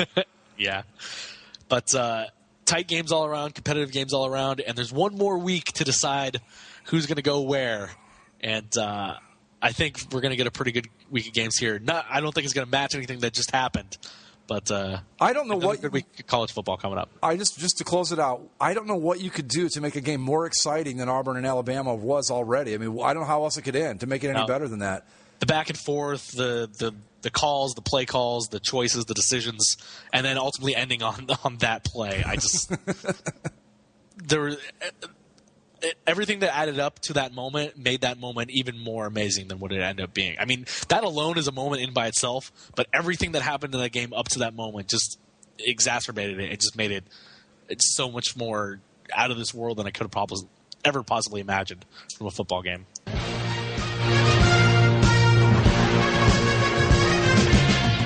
And now we move on to the NFL, and I'm sorry if this is going to be a lackluster segment compared to what we just experienced with college football. Because really the only thing I could use to describe this weekend in the NFL, some teams won, some teams lost, some things happened. Not a whole lot went on in the NFL this weekend. I mean, coming off that Saturday, just sitting down there watching some of the Sunday games, I was just nothing even came close to matching it. So it was hard for me to get terribly excited about the NFL. I tried, but I'm not saying that one sport's better than the other, but when college football is at its very peak, it's just hard for the NFL to keep up at an entertainment level. I'm not saying the athletes are better or anything, but entertainment-wise, the NFL has a tough time hanging with that. But we did have a couple things happen over the weekend, so I guess we should talk about it. Yep. Let's start all the way back on Thanksgiving. Everybody's sitting down enjoying their turkey and stuffing, and your Packers didn't enjoy their Thanksgiving days as much as some thought. The Lions, despite having 4 turnovers again, the Detroit Lions put up 561 yards of offense. Just kind of took hold of this game right from the beginning, and Matt Flynn wasn't able to make his magic last more than 1 week for you. Well, see, this is what the Lions should have been doing all along in this stretch. But of all the weeks for them to decide to show up, they had to pick that game. Yeah. It puts the Lions back in front, especially, because they beat the Packers. The Bears ended up losing this weekend as well. So, the Lions take control. I still don't think they're that great of a football team. No. They can't play consistently. No. Yeah, they were able to control the ball, but those 4 turnovers, I can't get over how much this team just likes to give the other team the football. Yeah, and still manages to come out on top. Like it's amazing that how dysfunctionally and sloppy this team plays, but ends up with a 7-5 record overall. Well, you got to give them credit. This was a game like all the other ones that they had lost. This was one they came into that they kind of needed to get, and they did it this time. They weren't pretty in doing so, but they did get the job done and get the win. And thanks to the Chicago Bears being who we thought they were, they're now ahead in the NFC North. So yeah, second game there on Thanksgiving. Don't want to talk too long about the Cowboys because we agreed we weren't going to talk too much about the NFC East ever again, but the Cowboys got their national stage. They wore their blue jerseys, and it was a good-looking game. Yeah. The Raiders looked like they were going to kind of spoil the Cowboys' Thanksgiving. Opening kickoff, they get a fumble and return it for a touchdown. But that was pretty much the highlight for the Raiders. Matt McGloin kept it tight. Good showing by the Raiders, but the Cowboys ended up winning, and they continue to stay on top of the NFC East. DeMarco Murray, 3 touchdowns as the Cowboys stay ahead 31-24. They are, we decided we weren't going to talk about them until they play the Eagles in the last game of the season, and it looks like we're headed towards that at this point. Yeah, we'll talk. We'll say, I'll go ahead and say that the Eagles beat the Cardinals, and it was a big game for both teams. A little bit more to talk about there, but the Eagles both are 7-5, Cowboys are 7-5. Look at both their schedules. Nothing's going to change between then and now. So I think that's it. That's all that needs to be said there. And the nightcap, in a game that's always tight, a game that's always entertaining, and had a little bit of a wrinkle to it this year, the Steelers and the Ravens. The Ravens come out on top 22-20, and the Steelers, we thought, you said that they were probably the ones with the best shot, and Steelers fall back to 5-7. They're still only a game behind the 6th seed. But as it stands right now, the Ravens are the 6th seed in the AFC, and maybe we were looking for this year's Ravens all year. Maybe the Ravens are this year's Ravens. Well, it could be. I think the only really point of contention in this whole game, the Mike Tomlin gate. Do you think that he legitimately didn't know that he was just staring at the Jumbotron and didn't realize that Jacoby Jones was coming up right on him? Or do you think that he knew exactly what he was doing and standing on the sideline trying to get in Jacoby Jones' way? I think he knew exactly what he was doing. Yeah. I think that I don't know what he was hoping to accomplish, but yeah, I think he knew exactly what he was doing. And it's going to be interesting to see how the NFL handles it. Yeah, there was rumors of maybe even a draft pick being taken away by the Steelers. And the referee at that point in time, if he had determined that somebody on the sideline had impeded the progress of Jacoby Jones, could have awarded a touchdown. And you look at it, Jacoby Jones kind of changes his stride. He ultimately does get caught from behind, and he didn't bump into him or anything, but it made him slow down and kind of change his stride a little bit. Maybe it affected him, but the things Mike Tomlin was trying to say after the game, like, oh, no, I didn't know. I saw him and I jumped out of the way. Yeah, come on. Exactly where he was standing, the way he jumped out of the way, I could just see it in his eyes and kind of he was trying to hold back a smile, you could tell.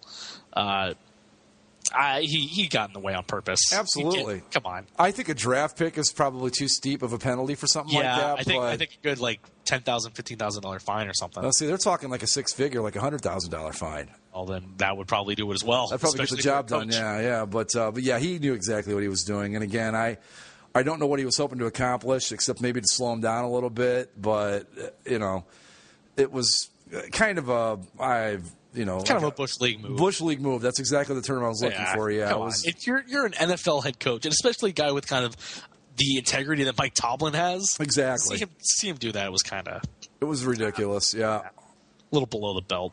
But yeah, here are the Ravens. Yeah, the Ravens 5-1 at home. Wow. Yeah, I did not know that. Yeah. 5-1 at home are the Baltimore Ravens. Well, we're pretty sure the Steelers are out of it at this point, right? I mean, they're a game behind. Yeah, but I mean, and really, the two teams that are 6-6 right now are Baltimore and Miami. Had a good win there over the Jets, but we'll talk about the Jets and that. They're horrible. But Miami and Baltimore are 6-6. Tennessee, Pittsburgh, San Diego, and the Jets are all 5-7. So, they're all a game behind. I don't know. They can still climb back in it. They still could. Yeah, there's still the opportunity because I don't think Baltimore is nowhere near as good as they were last year. No. Miami is hard to put a beat on either. They can play well, but I don't think they're that consistent. They're not so consistent that I'm ready to go, yeah, they're going to just go ahead and lock down that number 6 spot as the season progresses here. Right. And, I mean, you thought Pittsburgh had the chance. I thought San Diego had the chance. Both teams lose. San Diego had probably a really pathetic effort there against the Bengals. So I don't. Tennessee's 5-7, but Tennessee's not going to challenge for that spot. No. The Jets are 5-7, but they're not going to challenge for that spot. Oh, the Jets are awful. I look at them and I think, how in the world have they won 5 games?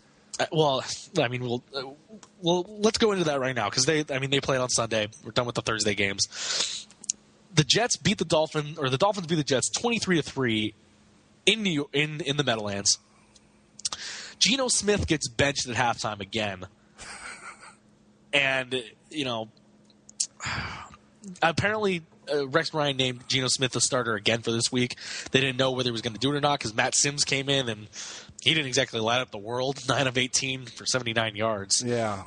You look at the way the Jets have played. Now they're on a 3-game losing streak in these last 3 games, how they've played. You wonder how they won those first 5 games, how they beat the Patriots and the Saints. Well, let me ask you this. Right now, if the Jacksonville Jaguars had to play the Jets, who do you like? I think the Jaguars. The Jags are hot. Yeah. Jags are hot. I'd pick the Jags. But that's what I'm saying. I mean, this is the 5-7 Jets team that just 2 weeks ago was in the thick of the playoff race, and now I'm astonished that they've won 5 games. I mean, granted, one of those games was a gimme that Tampa Bay handed to them, but I just don't get it because they're awful. They are just a god-awful football team. No two ways about it. No, I mean, they're a game behind, but come on. They play Oakland this week, who they could beat. They play Cleveland again. They play Miami again. Carolina in there. They should lose the Carolina game. The only of those 3 you mentioned, the only ones the game that I could see them even being competitive in is against Cleveland because Cleveland's just are they bad? But yeah, Cleveland's really turned on the bad corner late here in the year. But yeah, I don't know. It's I think so. There are a lot of bad football teams being played right now. It's in this AFC. Yeah, like the AFC has some of the best teams in the league at the top, but there is a big gap between those top 4 or 5 teams and the rest of the AFC. It's absolutely not even close in quality of play. Yeah, the Jets are just I don't know. They're worse than Jacksonville. I really believe that. Yeah. Well, Jacksonville, you said they beat the Browns. Good win for the Jaguars.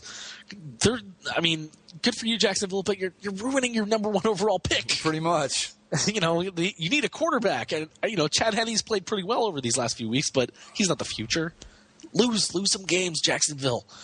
Don't do this to yourself. I mean, there's plenty of quarterbacks to pick, but you want to have a better pick. What's the coach, Gus? Gus Bradley. Gus Bradley, though, I read an article about the Jaguars a few weeks back. He's instilled in them the same kind of thing that Auburn's got going on. Like, look, just keep playing hard, and good things will start to happen. And it's starting to happen for them. And like you said, they're kind of screwing themselves. But I honestly can't blame them if they keep trying to win. But then again, if they keep winning, all of a sudden they're going to be picking 7th or 8th as opposed to 1st, and that changes the dynamic of a lot of different things. So yeah. I guess you got to figure out which way you want to go because they can't go out and lose on purpose. But, yeah, they are hurting their draft spot right now. And despite his 370 yards and 3 touchdowns, you think Braden Whedon's the worst quarterback you've ever seen? Yep. Still? A broken clock is right twice a day, dude. All right. Well, I mean, he still lost. Yeah, he's – I don't know if you. This is what drives me nuts about the Browns. I'm going to go on just a real quick sidetrack here. Sure, I like when you go nuts about the Browns. Go for it. This is what when I bailed out on them a while back on basically a sports show. This is precisely why, because you see a sign or a glimmer or two of hope, and you think, hey, maybe they're finally starting to head in the right direction. And then you realize, coming off a loss to the lowly Jacksonville Jaguars at home, and you think it's all just the same. There is no improvement here. It's just they're 4-8. That's going to end up being 4-12, and we're right back where we started from again. That's what drives me nuts about them. Is there's never any change. There's never a step in the right direction. Because if they take 2 steps forward, they take 5 back, and that's what it's enough. I just can't take any more of it. Yeah. Well, a team that I'm beginning not to be able to take any more of, the Indianapolis Colts. They won this week. Subpar win against Tennessee. Some fourth quarter fortitude. It's good and all, but I just do not like the way they're playing. Tennessee is falling right out of this race really quick. Ryan Fitzpatrick, not Ryan Fitzmagic anymore. He's the Titans are kind of lowly there. 4 turnovers for the Titans in this game. Andrew Luck 200 yards, no touchdowns, but yeah. I will say this about the Colts. This is one of those games where they clearly didn't play well offensively, but they still managed to do enough to get the job done and win. I think that's an important win for a young team like that because they didn't play a good football game and still managed to get the W. So you got to give them credit for that. Yeah, I got to give them credit for winning the game, I guess. But here's the thing. Okay, so the Colts this week, kind of tight win over the Titans. This next week, and we'll talk about the team they're going to play here next week. The Bengals, they go to Cincinnati to play the Bengals, and the Bengals come off what was kind of just an awful game against the Chargers for both teams. No, neither side played all that well. Phillip Rivers had 252 yards, but ruining their game in the powder blues. San Diego needs to pick a better team to wear the powder blues against. If you're going to look good, you should probably play good. That's always a roll of the dice with the Chargers, no matter who they're playing. So and no guarantees there. This game was actually blacked out here in Southern California. The Chargers did not sell out this game, so I didn't get to see it. So I didn't get to scout the Bengals at all going into this next week. But Bengals Colts, it's important for both teams. They're both 8-4. Whoever wins this game is probably going to end up with that 3rd seed. Yeah. And neither team's playing on top of their game. I don't know what to make of this one. I'll tell you what, this is a game that troubles me a little bit for the Colts because if the Bengals play well, which they do on occasion, which they're capable of, they're going to be a handful. But by the same token, but if the Colts play well, which exactly, they're capable of. And we've seen the Colts that in the important games, and I think this is when you've got 2 8-4 teams and you're playing for a playoff seed, it becomes an important game. We've seen the Colts show up and just look like world beaters in games like that. So I don't know what to make of it either. I mean, I'd like it better if it was at home for the Colts. I'll say that.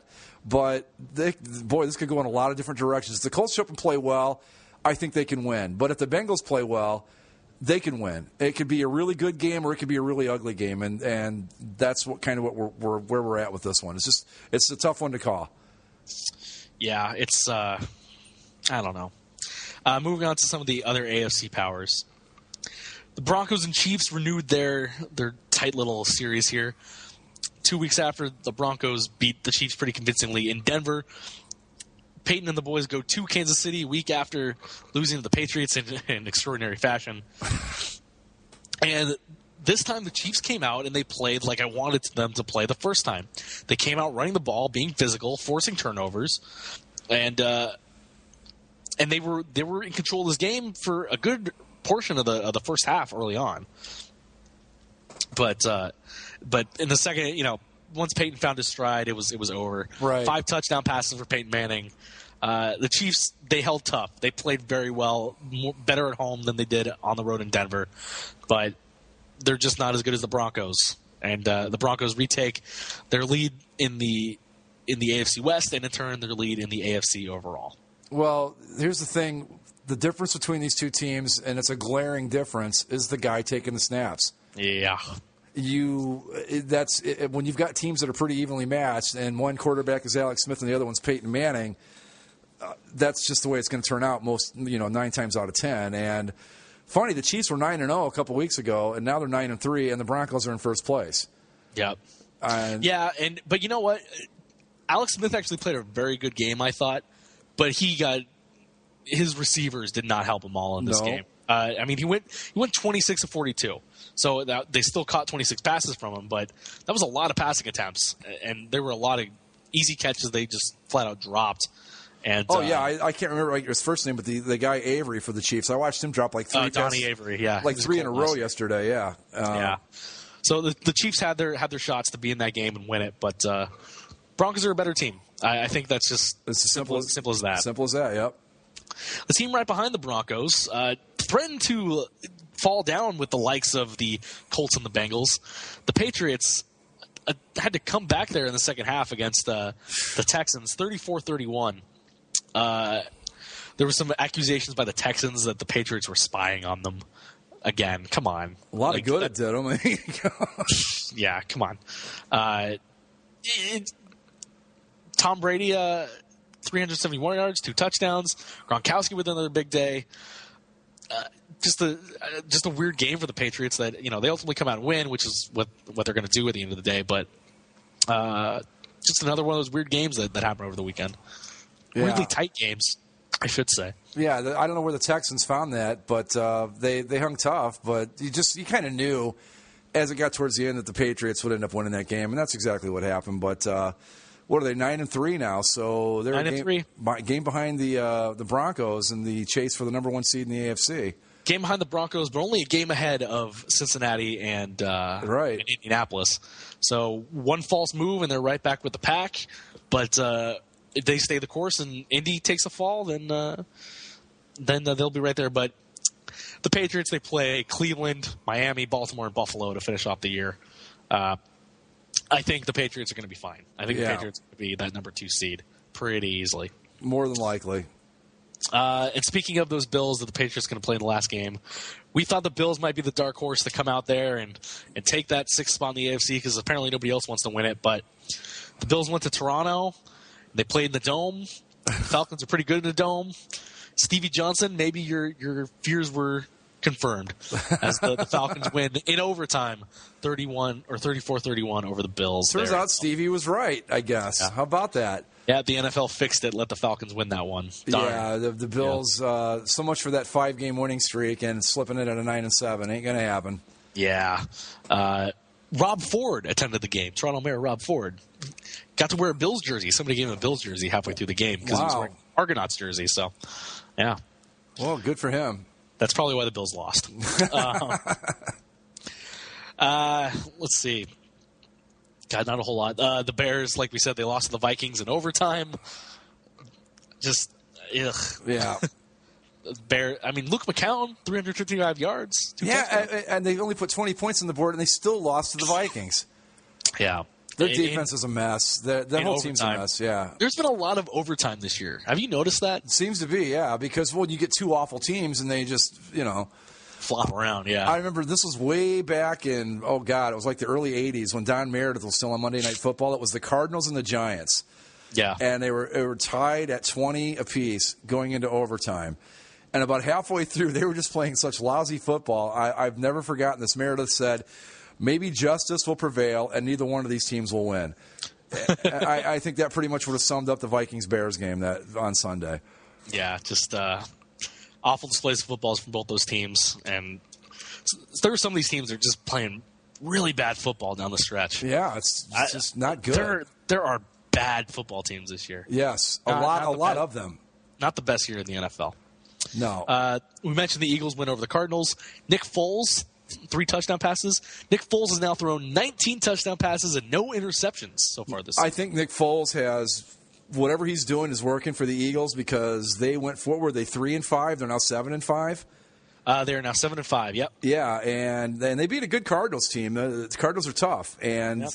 I think the Eagles got a little help from the referees towards the end of the game, but the Cardinals, big of a loss for them. They're now 7-5, and they're now a game behind the San Francisco 49ers, who pretty easy win over the Rams, 23-13. Colin Kaepernick, 275 yards. Anquan Bolden with 98 yards. Good game for him. The only really interesting thing of note in this game, there was an interesting tackle on Vernon Davis. Yes. He got pulled down by his groin. I think by the jock strap. I got to give one of the Danettes from the Dan Patrick Show credit for this. I think he called it a sack. It could be a sack. It could be a hand-to-helmet hit. It could be he tackled him by the penis. We can say that on this show. Yeah, it was just a straight up. Yeah, you hear about people dick tripping from time to time. This is a little example of that. Just a funny little episode of what a game that was never really in doubt. I don't think Vernon Davis thought it was all that funny, but everybody else did, and that's the important thing. No, I don't think it's something I've ever seen. That was a new one for me, too. It's also kind of stands to the fact that I don't understand why NFL players don't wear cups. I don't either, but I tell you, I don't remember if you remember a guy named Tim Green. He used to play for the Falcons, and then he was an announcer for a while, but he wrote a book, and he said that his first training camp, he came out ready to, he put his cup on and everything, and everybody's like, dude, you won't want to wear that thing after one day. And he went out and practiced. He's like, with all the equipment, it was just so restrictive, so they don't wear them. And you would think that in a game like the NFL, with no one wearing cups, you'd be seeing guys drop left and right. But yeah, I mean, I played enough football, and my cup was useful in my time in playing high school football. But you hear stories of when there's a fumble down in the middle of that pile, the things people do. Yeah. I don't care if somebody was going to make fun of me for it. I'm protecting a very important piece of it. Because I got news for you. If I'm holding on to the football at the bottom of a pile and you grab me there and I'm wearing a cup, I'm letting go of the football. Simple as that. So it works. Yeah. But that was just like I said. Davis probably didn't find it all that amusing, but it was pretty funny to everyone else. Yeah. Panthers win. They stay ahead in the wild card race there for the 5th seed, right behind the Saints, who if things stay as they are, the Monday Night Football game's going on right now. Yeah. Seattle is up 17-0 over New Orleans right now. Second quarter just started. 12th man's coming up. It's raining. New Orleans not very good in outdoors or in the rain or in a harsh environment. Nope. And so the Panthers and Saints might just be tied when they play each other on Sunday night next week in what will be a game to decide second seed in the NFC for the moment and the NFC South leader. How bad do you think the Panthers want back a couple of those games from early in the season right now? Oh, I mean, they had Seattle on the ropes. Yep. They had who else did they have on the ropes? They lost a couple, just bad clock management, but they lost to Buffalo there right at the end. Remember? Right? Yeah, exactly. And then they dropped an egg when they played the Cardinals, but the Cardinals are a pretty good team at home. Yeah, but so that's not as bad of a loss. But they've also won to Seattle at home and just missing out on that Buffalo game. They could be ahead of the Saints. They could be fighting with the Seahawks for the lead right now. They've reeled off eight games in a row. But we talked about the top seeds is usually a team that sneaks out. I think the Panthers, we've got to take a strong look at them, the team that might just sneak out and be the surprise Super Bowl team this year. I mean, they're a pretty good football team. They're running the ball pretty well. Cam Newton is a much better team player this year than he has been in the past. Well, and they've got now the number one rated defense in the NFL. They've moved ahead of the Chiefs. So right, and the Panthers' schedule, it's pretty straightforward. They play 2 games against New Orleans, one this week and then one in 3 weeks, and then they play the Jets and the Falcons. So they should beat the Jets. They should beat the Falcons, and then it all comes down to those 2 New Orleans games. And that, I mean, it's pretty straightforward for the Panthers the rest of the year. Well, like I said, the way that San Francisco went into New Orleans and handled the New Orleans offense, I think the Panthers have a better defense. So I like their chances against the Saints, especially when they play them in Carolina, because by then it's going to be cold out, and we know the Saints aren't that great in the elements. Yeah, they play in New Orleans this week, but in 3 weeks it's in Carolina. So interesting little stretch there. I think better shot for the Panthers than for the Saints. Yeah, I'm not liking my Saints Super Bowl pick. I still like them, but they're still a good team. If they don't get that home field advantage, if they fall down to that 5th seed, it's going to be tough for them to do that. Especially when they would have to go to places like Seattle, or they'd have to go to where would they be going right now? If they fell down to the 5th seed, they would be going to Detroit. Detroit's a dome. Dallas is essentially a dome. But if Philly goes up there and maybe Philly can get into that 3rd seed, then there's a lot of positioning still at play there in the NFC, especially because But the thing is, the teams that are going to be in the 3-4 seed are not going to be better than the teams that are in the 5 and 6 seed. Yeah, it's weird because Carolina's 9-3, San Francisco's 8-4. Then you have Detroit and Dallas and Philly all at 7-5. Right. So the better teams are not going to be hosting those first-round games in the NFC. No. But in the last game, the Giants played the Redskins, and I could really care less who won the football game. Right. I'll give the Giants a little bit of credit. They started out 0-6, are now 5-7. Good for them. Yeah, but they lost this one, right? Yeah. No, they beat the Redskins. No, they won. Yeah, but who cares? I kind of felt bad for NBC. It was so funny because watching the game, there were points of the game where you could just listen to the way Al Michaels and Chris Collinsworth were talking. They could have cared less what was happening. Like, there was one point where I forget exactly what was happening, but Al Michaels was like, yeah, well, and if they do this, they'll get a first down, or maybe they won't, and whatever. Yeah. He literally said, whatever. Didn't they almost... Chris Collinsworth was like, and this, and but you know, it doesn't matter. Who cares? Didn't they, weren't they thinking about flexing out of this game, and they decided not to? Because they wanted to, but there was nothing to flex. Okay. Because CBS protected the Patriots game. Sure. They protected the Broncos-Chiefs game, and they couldn't put the Broncos and Chiefs on again anyway. I mean, who else would you put up there? They're not going to. They can't change the Thursday game. So maybe Arizona Titans, Colts, Arizona, Philly. Philly would have been a better choice. I don't know. I don't know if Fox protected that game or not. I don't know. There wasn't a lot to choose from, really. I mean, because you think about it, the Bengals Chargers. Yeah. Okay. Well, maybe I think the thing for them is that the Giants and Redskins will still get them ratings. It may not be the better game, but Giants and Redskins fans are all over the place and they'll watch the game. Absolutely. So I think that probably led to the decision a little bit more because like we said, there's not a whole lot to choose from. Yeah, I paid very little attention to this game last night.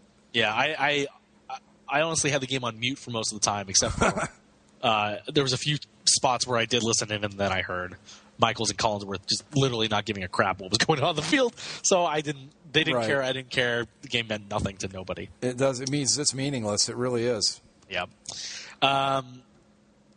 Let's look. We mentioned some of the games next week. We're 3/4 of the way through the season. Only 4 weeks left. Not a whole lot to be decided. I mean, there's still some things, but I mean, the big games next week. You got Thursday night. Oh no! Thursday night is Texans Jaguars. Oh my God! It's literally a playoff game for the first overall pick. If there was ever a better reason to get rid of Thursday night football than this, I don't know what it would be. It's the winner of this game is actually the loser because whoever wins this game is probably going to lose the number 1 overall pick. If the Texans win, they're going to be tied with the Jaguars, and I think the Jags hold the worst tiebreaker over them. They've already they played in Texas or Houston already, right? So this is at Jacksonville. Yeah. Oh my God. Yeah. You know the Jags are going to win. I don't know. Like, okay, so this is how the Houston's 2-10.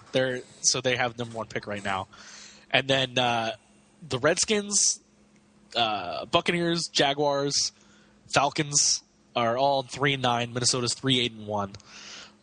So some heavy competition to be the worst team in the league and get that number 1 pick. But all those teams are going to be right there, and I think Atlanta is not going to pick a quarterback. Washington probably doesn't pick a quarterback. No. So, I mean, there's plenty of quarterbacks to pick from. So Houston, Tampa, Jacksonville. Well, Tampa might have their quarterback too, and Mike Glennon, who's played okay. Well, I was reading a thing about him too. I guess before there was an injury or something, but when he was at NC State, there was talk of him being like a franchise quarterback. So he might be one of those guys that dropped far in the draft, but turns out to be pretty good. We'll have to wait and see. Yeah. And, there, New Orleans just got a touchdown, and Jimmy Graham dunked the football and did not bend the goalpost. Well, good. That's good. Yeah, good news for everyone. Speaking of draft, I think at this point in the season, the Packers might be better served to just kind of leave Matt Flynn in there and, yeah, play for draft position. Green Bay's still kind of at the top, or at the bottom, I should say, of the lottery. Not the lottery, but the teams that aren't making the playoffs. I think they're in 16th or something when it comes to draft position right now. I'm just saying that, no matter what happens, you're not winning the Super Bowl this year, so why not just let Aaron Rodgers heal completely and, get up there in the top 10 in the draft and rebuild a little bit. And, hey, next year you never know. Oh, the other thing I totally spaced on, I said Washington wasn't going to pick a quarterback. They don't need to because they don't even own that draft pick. If you remember that draft pick. Oh, yeah, that's right. St. Louis's draft pick. Ooh. So St. Louis could use a quarterback too. Yeah. We talked about this before. To fail out. Yeah, we talked about that before. Would they grab a quarterback and give up on Sam Bradford? I think they do. I think you should give up on Sam Bradford at this point. I agree. Yeah, nothing too much going on. Colts Bengals, probably the biggest game on the schedule that I can see. And Saints Panthers at night, and 49ers Seahawks too. Ooh, in San Francisco. Ooh, could be good. And Monday night is Cowboys Bears. I think we're going to record on Monday night again next week. Probably, yep. I don't see any way that we don't. A lackluster weekend in the NFL. To say the least. To say the least. Especially coming on the heels of one of the greatest college football weekends in a long, long time. Yep. Well, I think that's going to do it for us here. We spent a lot of time on a very good college football week. Like I said, not great in the NFL. But, it was it could have been a great week in any sport, and it wouldn't have mattered. Right. Games. Anything that you think we missed, Greg? Nope. I don't think so either. And just final news and notes. Go Sun Devils. Beat Stanford. Go Bucks. Go Bucks. Let's take this thing home. Go Duke. Go Duke, yeah. I mean, why not? I believe. You've gotten to 10. What's one more, right? Yeah, what's an 11-win season, right, guys? Go Blue Devils. But yes, go Buckeyes. Let's take this thing home. Nobody believed in us in 2002 either, so let's do it again. Go Sun Devils. I'm smelling roses, guys. Smelling roses. Yeah. For Greg, I'm Zach. This has been Basically a Football Show. Be sure to check us out on Basically a Sports Show on Thursday. Follow us on all of our platforms. We're all over the place. Google us. Find us on iTunes.